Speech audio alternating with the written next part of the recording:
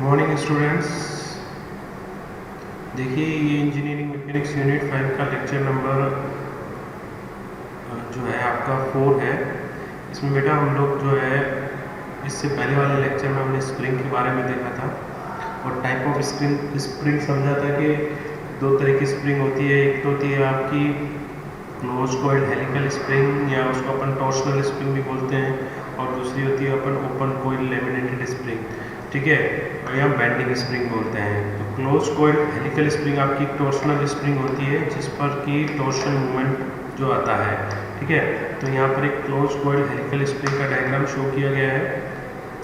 ये जो स्प्रिंग आपकी क्लोज सर्कुलर शेप में होती है, जो रिंग का वायर है उसका स्मॉल डी डायमीटर है और ओवरऑल जो रिंग है उसका आर रेडियस है और मीन डायमीटर डी है, ठीक है। यहाँ उसके साथ साथ कुछ टर्म्स शो की गई हैं, जैसे D diameter of spring wire है, मीन डायमीटर जो क्लोज स्प्रिंग होगी तो उसका जो डायमीटर है डी डायमीटर दिया गया है।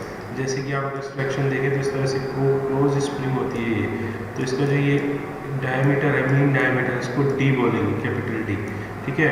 और इसकी मेन रेडियस को अपन कैपिटल आर बोलेंगे, ठीक है। और स्प्रिंग के जो डायमीटर है ये स्प्रिंग का डायमीटर है आपका, ठीक है, इसको अपन स्मॉल टी से डिनोट करेंगे। क्लियर। सो यहाँ पर मैंने एक क्लोज कॉइल्ड हेलिकल स्प्रिंग ली है, उसको अपन सब्जेक्टेड टू टॉर्शन देख रहे हैं, ठीक है। तो टॉर्शन में अपन जो स्प्रिंग कैलकुलेट कर रहे हैं कि कितना टॉर्शन आता है, कितनी शेयर स्ट्रेंथ आती है, ये सब चीज़ें अपन इस लेक्चर में कैलकुलेट करेंगे इस डेरिवेशन में। तो उसके बाद आप G और C इक्वल्स टू है, दोनों में बराबर एक ही वैल्यू होती है, modulus of rigidity of spring material बोलते हैं। W axial load of spring है, टाउ शियर स्ट्रेस है, theta angle of twist in the spring wire है, और डेल्टा डिफ्लेक्शन है as a result of axial load. Theta समझिए, देखिए ये स्प्रिंग की ओरिजिनल शेप थी, ये आफ्टर बेंडिंग हो गई तो ये यहाँ से यहाँ तक जो हो गया ये आपका डेल्टा आ गया डिफ्लेक्शन, और ये आपका थीटा आ जाएगा, ठीक है। ये थीटा आ जाएगा, ये स्प्रिंग की रेडियस हो जाएगी आर, ठीक है। और ये आपका यहाँ से यहाँ तक डेल्टा डिफ्लेक्शन होता है।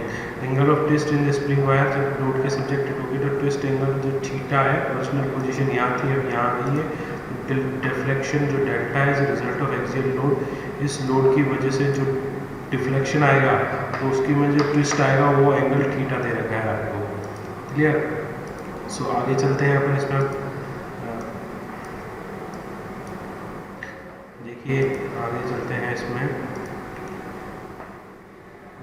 As little consideration will show that W load and causing a twisting movement. मैंने आपको बताया था कि मूवमेंट क्या होता है, लोड इनटू परपेंडिकुलर डिस्टेंस होता है। तो ये load into perpendicular distance R है, तो इसमें जो टॉर्शन मूवमेंट आएगा वो आएगा T equals to W into R. We know that twisting movement is, अब ये जो फॉर्मूला ये वाला आप देख रहे हैं, ये वाला फॉर्मूला, ये बेटा ये फॉर्मूला जो है टॉर्शन इक्वेशन होती है, जो भी कोई मेंबर होता है वो सब्जेक्टेड टू टॉर्शन होता है, तो उसमें टॉर्शन इक्वेशन से मूवमेंट या ट्विस्टिंग मूवमेंट जनरेट होता है। तो ये जब सो पार्ट है आपका, ये पार्ट आपका 4th सेमेस्टर का है, लेकिन अभी आप क्या समझ लीजिए कि आपको ये दे रखा है इसमें, तो आपको ये फॉर्मूला डायरेक्ट याद रखना है कि टी टॉर्शन मूवमेंट का जो फॉर्मूला होता है किसी सर्कुलर मेंबर पर टॉर्क लगता है तो ये फॉर्मूला निकल के आता है T equals to pi 16 tau D Q. D आपने समझ लिया डायमीटर ऑफ द वायर है, ठीक है। दोनों को बराबर कर देंगे, W into R equals to pi by 16 tau D cube. तो यहाँ से अपने पास एक रिलेशन आ जाएगा, ठीक है। अब आगे देखिए, we know that the length of the wire L equals to length of one coil हो जाएगी 2 pi R, R mean radius है, 2 पाई सर्कमफ्रेंस हो जाएगी। नंबर ऑफ कॉइल ऐसी n है तो n से मल्टीप्लाई हो जाएगा। अब ये वही चीज़ है, सेकंड जो नेक्स्ट नीचे आपको मिल रही है वो टॉर्शनल इक्वेशन है बेटा। टॉर्शनल इक्वेशन जनरली हम लोग जो है टॉर्शन सब्जेक्टेड टू बेंडिंग है ना, torsion subjected to circular shaft वाले में पढ़ते हैं। अब ये भी आपके 4th सेम सिलेबस का पार्ट है, लेकिन अभी यहाँ पर अपन को ये यूज़ करनी है, तो इसको आप सिंपल समझिए कि tau upon R equals to C theta upon L होता है, ठीक है। भैया इसको आपको याद करना ही है। तो यहाँ से थीटा निकल जाएगा बेटा, थीटा के लिए T है, W L है, J है, C है। J क्या है, पोलर मूवमेंट ऑफ इनर्शिया होता है, ठीक है। पोलर मूवमेंट ऑफ इनर्शिया मैं आपको बता चुका हूँ, पोलर मूवमेंट ऑफ इनर्शिया होता है I XX plus I YY, ठीक है। I XX प्लस में I YY इक्वल्स टू होता है आपका पोलर मूवमेंट ऑफ इनर्शिया। अब सर्कुलर मेंबर है तो सर्कुलर मेंबर है तो ये YY एक्सिस हो जाएगी, ये X एक्सिस हो जाएगी। तो X एक्सिस क्या हमें मूवमेंट पता है, मूवमेंट ऑफ इनर्शिया पता है, पाई D4/64 होता है, ठीक है। ऐसे ही जो आपका ये y एक्सिस है, इसके रिस्पेक्ट में हमको पता है कि ये भी पाई D4/64 होगा। तो दोनों को जब आप जोड़ोगे तो ये आपका J आ जाएगा, पोलर मोमेंट ऑफ इनर्शिया, जो निकल के आएगा आपका π/32 D4, ठीक है। तो ये पोलर मोमेंट ऑफ इनर्शिया इस तरह से आया है आपका, क्लियर है। तो पोलर मोमेंट ऑफ इनर्शिया अपन समझ चुके हैं, Ix प्लस Iy होता है, Ix πD4/64 प्लस πD4/64, तो π32 D4 आ जाएगा आपका polar moment of inertia J। तो यहाँ से J की वैल्यू उन्होंने रख दी है, तो यहाँ से आपके पास थीटा का फॉर्मूला आ गया W64 WR²N/CD⁴। और अगर आप डिफ्लेक्शन समझना चाहें तो डिफ्लेक्शन के लिए आप लिख सकते हैं deflection R delta equals to R theta. अब ये डिफ्लेक्शन कैसे आया ये समझिए कि मैंने आपको बताया था कि ये इस तरह से कोई स्प्रिंग है जो डेल्टा अमाउंट से डिफ्लेक्ट हुई है, ठीक है। ये डेल्टा अमाउंट से डिफ्लेक्ट हुई है, R इसकी मेन रेडियस है और ये थीटा ये एंगल है। तो अपन को पता है एक रिलेशन होता है R इक्वल्स टू, ये R हो गई आपकी, R इक्वल्स टू होता है बेटा एंगल इंटू रेडियस, ठीक है। तो एंगल कितना है थीटा, रेडियस कितनी R, तो डिफ्लेक्शन को लिख सकते हो delta equals to R d theta. अब R आपको है और थीटा की वैल्यू ऊपर आपने कैलकुलेट कर ली, तो आप यहाँ से R d थीटा कैलकुलेट कर सकते हो, तो यहाँ से डिफ्लेक्शन आपके पास मिल जाएगा, ठीक है। तो यहाँ से डिफ्लेक्शन का फॉर्मूला आ जाएगा। फिर उसके बाद आता है नेक्स्ट, स्प्रिंग में कितनी एनर्जी स्टोर होती है, तो उसका फॉर्मूला है, देखिए जो ग्राफ होता है ये एक पैरेलल ग्राफ होता है, इस तरह से ये स्ट्रेट एनर्जी और डिफ्लेक्शन जो होता है ये एक स्ट्रेट लाइन आती है। तो आप इसमें लिख सकते हो 1/2 W इंटू डेल्टा, ठीक है। लोड और डिफ्लेक्शन में जो कर्व आता है वो एक स्ट्रेट लाइन कर्व आता है। तो स्टोर्ड एनर्जी होती है 1/2 बेस इंटू हाइट, ये जो स्टोर एनर्जी इसका एरिया ले लिया आपने, है ना। तो ये W हो गया आपका यहाँ से यहाँ तक, और ये डेल्टा हो गया, तो 1/2 बेस इंटू हाइट ये स्टोर एनर्जी हो जाएगी आपके पास, ठीक है। तो यहाँ से अपने पास ये फॉर्मूला आता है स्टोर एनर्जी का, ठीक है। तो यहाँ से स्टिफनेस ऑफ स्प्रिंग होती है लोड अपॉन डिफ्लेक्शन, तो लोड अपॉन डिफ्लेक्शन कर दोगे। अब लोड W है और डिफ्लेक्शन डेल्टा, डेल्टा को आप कैलकुलेट कर चुके हो, डेल्टा का फॉर्मूला ये रहा। तो यहाँ से आपके पास स्टिफनेस ऑफ स्प्रिंग का फॉर्मूला निकल के आ जाएगा। तो यहाँ से कुछ इंपॉर्टेंट फॉर्मूले निकल के आए हैं स्टिफनेस ऑफ स्प्रिंग का, डिफ्लेक्शन का, एंगल ऑफ ट्विस्ट का, ठीक है। तो ये फॉर्मूले को हेल्प में लेते हुए आप जो है न्यूमेरिकल प्रॉब्लम जो है देख सकते हो अपनी इस टाइप की स्प्रिंग के लिए, ठीक है। तो ये लेमिनेटेड, ये आपकी जो है क्लोज कॉइल हेलिकल स्प्रिंग के डिफरेंट फार्मूले हो गए जो अपन ने देखा कि ड्राइव करके देखा, और फार्मूले को अच्छे से समझाए, ठीक है। फिर भी कोई प्रॉब्लम हो तो आप क्लास में पूछ लेना, ठीक है। अब अपन जो है नेक्स्ट इसमें चलते हैं अपनी carriage spring, semi electrical type spring, या फिर आप इसको बोल सकते हैं लेमिनेटेड स्प्रिंग, ठीक है। तो यहाँ लिखा हुआ है these are also called laminated springs are two types, semi electrical types जो simply supported at the end होती है और सब्जेक्टेड टू सेंट्रल लोड होता है, और क्वार्टर इलेक्ट्रिकल जो कि कैंटिलीवर टाइप होती है। तो दो टाइप की होती है आपकी, एक तो होती है सिंपली सपोर्टेड और दूसरी होती है आपकी कैंटिलीवर। सिंपली सपोर्टेड में क्या होता है कि आपका जो लोड है वो सेमी सेंट्रल डिफ्लेक्शन क्रिएट करता है, यानी सेंटर पर आपका जो है लोड लग रहा होता है, ठीक है। तो ये इसका एक डायग्राम आपको पोजीशन कर रखा है, ये जनरली हम ट्रक वगैरह में यूज़ करते हैं, शॉक को अब्सॉर्ब करने के लिए अपन इस स्प्रिंग का यूज़ करते हैं बेटा, ठीक है। This carriage way spring are widely use in railway wagon, coach, road vehicles, these are used to absorb shock which are given when placing feeling to passenger। Car वगैरह में भी, कार में नहीं यूज़ करते, ट्रक वगैरह में use करते हैं।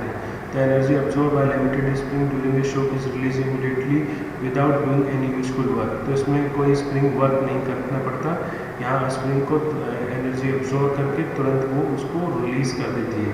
ए limited spring is its simplest form consists of a number of parallel strips of a metal having different length but same width and placed one over the other is limited shown in figure, ठीक है। ये देखिए ये नीचे diagram दिखा रखा है laminated spring का, जो कि लेंथ सबकी अलग अलग होती है लेकिन जो है विड्थ और थिकनेस स्प्रिंग की सेम होती है, क्लियर। विड्थ और थिकनेस इसमें सेम रहती है, बाकी जो लेंथ है वो हर स्प्रिंग की अलग अलग होती है। अब देखिए यहाँ पर आपको लेमिनेटेड स्प्रिंग की डिफरेंट डायमेंशंस के बारे में बता रखा है कि L is the span of the spring, T is the thickness of the plate, B is the width of the plate and number of plates, W load acting on the spring, sigma maximum bending stress develop in the plates, delta deflection, original deflection on the top of the spring R radius of the spring. अब यहाँ समझिए बेटा कि इस वाली spring को मैं आपने को ये इसका क्रॉस सेक्शन अपन लेंगे, तो ये क्रॉस सेक्शन में ये जो है प्लेट है, एक के ऊपर एक ही प्लेट रखी है, फर्स्ट प्लेट है, सेकंड प्लेट है, थर्ड प्लेट है या फिर फोर्थ प्लेट है। तो ये जो प्लेट की जो थिकनेस है विड्थ है वो B दे रखी है, थिकनेस T दे रखी है। तो इन सब प्लेटों की विड्थ और थिकनेस जो है ये सेम है। इसको अपन बोल सकते हैं कि ये जो है आपकी अगर आप सामने से देखेंगे तो ये थिकनेस दिखेगी, थिकनेस, और वो इस कॉपी या बोर्ड के अंदर आप देखेंगे तो इसको विड्थ दिखेगी। तो इस सब प्लेटों की विड्थ और थिकनेस सेम है, लेकिन L जो है लेंथ ऑफ द स्प्रिंग सबकी अलग अलग है। जैसे आप देख रहे हैं सबसे बड़ी स्प्रिंग ऊपर वाली है, उससे नीचे छोटी वाली, उससे नीचे और छोटी, उससे नीचे और छोटी। सेंटर में एक W लोड लग रहा है, W तो उसकी वजह से जो रिएक्शन आ रही है वो W/2 आ रही है। अपन जो यहाँ पर डिस्कस कर रहे हैं बेटा आपका सेमी इलेक्ट्रिकल स्प्रिंग डिस्कस कर रहे हैं, सेमी इलेक्ट्रिकल स्प्रिंग, ठीक है, और सब्जेक्टेड टू सेंट्रल लोड। तो सेंटर में इस पर लोड लगा हुआ है, ये समझ लेना, ठीक है। अब देखिए ये as a simply supported type की भी होती है, एज ए सिंपली सपोर्टेड यहाँ लिखा हुआ था, मैंने आपको बताया भी था कि semi electrical type simply supported at the end subjected to central load. तो यहाँ पर ये जो स्प्रिंग है वो इस तरह से है कि आपकी ये जो कोई सिंपली सपोर्टेड बीम समझिए, ठीक है। अगर इस सिंपली सपोर्टेड बीम पर मैं एक पॉइंट लोड लगा दूँ W, और ये पॉइंट लोड आपका L/2 डिस्टेंस और L/2 डिस्टेंस पे लगा दूँ, तो जो सेंटर पर जो डिफ्लेक्शन आएगा वो इस लोड की वजह से कैलकुलेट करना है अपन को यहाँ पर। तो रिएक्शन से पहले समझिए रिएक्शन क्या आएंगी, तो जब सेंटर पे लोड लगता है तो रिएक्शन दोनों साइड में इक्वल आती हैं, तो आपकी रिएक्शन आ जाएगी W/2, ठीक है। अब आप इस पॉइंट पर अगर बेंडिंग मोमेंट कैलकुलेट करना चाहेंगे, MC पॉइंट अगर मैं इसको बोलूँ C पॉइंट, तो C पॉइंट पर जो बेंडिंग मोमेंट होगा ये लेंथ है L/2, तो C पॉइंट पर बेंडिंग मोमेंट रहेगा MC = ये A पॉइंट पर जो रिएक्शन है ना, इनटू ये वाली डिस्टेंस, तो क्या बेंडिंग मोमेंट रहेगा RA इनटू में आपका L/2। तो RA कितना है आपके पास W/2, तो W/2 इंटू आप L/2 कर दीजिए, तो आपके पास बेंडिंग मोमेंट क्या आ जाएगा, MC पर बेंडिंग मोमेंट आ जाएगा M = WL/4। तो ये लिखा हुआ है यहाँ पर बेंडिंग मोमेंट। तो देखिए ये सब चीज़ें मैंने जो आपको समझाई हैं ये सब नीचे एज इट इज़ लिखी हुई है, तो यहाँ उसको देख लेते हैं अपन क्या लिखा हुआ है।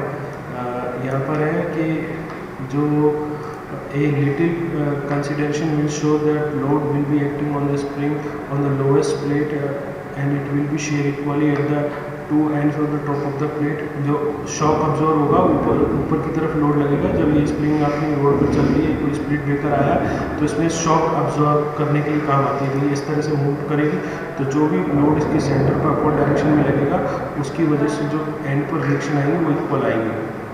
तो we know that the bending moment at the center of the span due to this load is m = WL/4 अपन ने पढ़ा।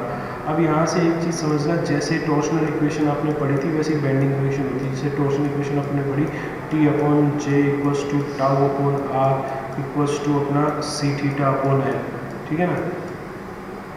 ये तो ये सब इक्वेशन आपको नेक्स्ट सेमेस्टर में पढ़नी है। अभी आप समझिए कि इक्वेशन कैसे ड्राइव होती है वो अपना पार्ट नहीं है। अभी यहाँ समझना है कि अपनी एक तरह की इक्वेशन होती है T/J = τ/R = C(θ/L)। ऐसे ही ये टॉर्शनल इक्वेशन बोलते हैं इसको ना, इसको टॉर्शनल इक्वेशन बोलते हैं TE। अब एक बेंडिंग इक्वेशन और होती है BE, बेंडिंग इक्वेशन। तो बेंडिंग इक्वेशन क्या होती है, ये आपकी बेंडिंग इक्वेशन होती है, ठीक है। इसमें M/I होता है, मोमेंट अपॉन में मोमेंट ऑफ इनर्शिया, M/I = सिग्मा/Y। सिग्मा होता है स्ट्रेस, Y होता है डिस्टेंस। कौन सी डिस्टेंस होती है मैं समझा दूँगा, ये modulus of Young's modulus upon R radius. तो इस तरह से M/I सिग्मा/I E/R इक्वेशन होती है, वो बेंडिंग इक्वेशन कहलाती है। टॉर्शन इक्वेशन होती है T/J τ/R = C(θ/L), ठीक है। तो ये दोनों इक्वेशन आपको नेक्स्ट सेमेस्टर में पढ़नी है, उसको ड्राइव भी करना है इन इक्वेशंस को। तो वहाँ पर अपन इसको और डिटेल में समझेंगे किस तरह से आती है। अभी अपन को यहाँ पर ये स्प्रिंग समझने के लिए इक्वेशन डायरेक्ट यूज़ करनी है, ठीक है। तो अपन ने समझा कि ये एक बेंडिंग इक्वेशन होती है, m/i equals to sigma upon Y equals to E/r। अपन m/i sigma upon Y use करेंगे तो अपन को स्ट्रेस निकालनी है। तो moment registered by one plate equals to इस स्प्रिंग के फिनोमिना में मोमेंट जो रजिस्ट करेगी एक spring sigma i upon Y करेगी। m की वैल्यू देखिए, m यहाँ से आ रहा है ना, m यहाँ से आ जाएगा, जो राइट साइड में आपको लिखा हुआ है ना upon i sigma upon Y, तो equals to sigma i upon Y हो जाएगा। और ये आप देखिए i और y की वैल्यू देख लेते हैं। तो i जो प्लेट के लिए आप को देखना है, तो मैंने आपको बताया था कि हर प्लेट की विड्थ और थिकनेस जो है सेम होती है। तो इस प्लेट में आपको इस लाइन के अबव मोमेंट ऑफ इनर्शिया निकालना है। तो t के परपेंडिकुलर है, रेक्टेंगल प्लेट है, तो मोमेंट ऑफ इनर्शिया आ जाएगा BT/Q अपॉन में 12। ये तो मोमेंट ऑफ इनर्शिया आ जाएगा जो नीचे लिखा हुआ है। और y इक्वल्स टू T/2। तो यहाँ से लेकर ये वाली डिस्टेंस जो होती है ना बेटा, ये y कहलाती है आपकी, और y जो हो जाएगी वो आ जाएगी आपकी T/2। तो दोनों को आप जो है ऊपर पुट कर देंगे, सिग्मा i अपॉन वाई में i और y की वैल्यू पुट कर देंगे, ठीक है। तो यहाँ से आपके पास ये इक्वेशन बन के आ जाएगी, क्लियर। तो यहाँ से आपके पास ये सोल्व होता है कि total moment registered bye n plate, अगर n नंबर ऑफ प्लेट है तो n से और मल्टीप्लाई कर देंगे, ठीक है। तो सिग्मा BT²/6 आ जाएगा। अब m की वैल्यू WL/4 है, तो दोनों को बराबर कर देंगे, तो सिग्मा की वैल्यू निकल जाएगी 3/2 WL/2n BT²। ये आपके पास सिग्मा की वैल्यू है। और जियोमेट्री से ये याद रखिएगा कि डिफ्लेक्शन का फॉर्मूला होता है n² अपॉन में 8r, ठीक है। ये डायरेक्ट याद रखिएगा, ठीक है। तो ये जो चीज़ें ये सारी आगे की हैं, अभी अपन को यहाँ यूज़ करनी है क्योंकि अपन को ये पढ़ना है यहाँ पर। तो यहाँ से ये समझ लीजिए delta equals to L² upon 8r, ये डिफ्लेक्शन होता है। तो यहाँ से अपने को समझ में आया कि sigma upon Y equals to E/r अपने होता है, तो r अपन निकाल सकते हैं EY अपॉन सिग्मा, तो y होता है T/2, तो ET अपॉन 2 सिग्मा। तो यहाँ से L² अपॉन 8r में r की वैल्यू आप पुट कर दीजिए, ठीक है। तो r की वैल्यू आप पुट कीजिए, तो ये आपके पास डेल्टा का इक्वेशन निकल के आ जाएगा, सिग्मा L² अपॉन 4ET, है ना। Now substitute the value of sigma in the equation.